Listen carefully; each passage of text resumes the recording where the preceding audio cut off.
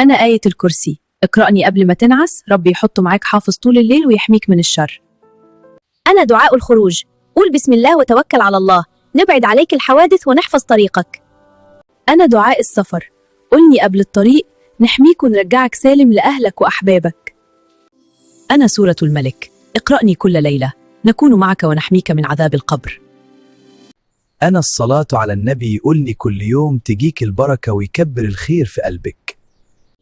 أنا البسملة، قلني قبل الماكلة، نحفظ البركة ونبعد الشيطان من رزقك اليومي. أنا أذكار الصباح، بديني يومك، نعطيك طاقة ونحفظك من الشر طول النهار. أنا دعاء دخول الحمام، قلني قبل ما تدخل نبني ليك ستر يحميك من الجن والأذى.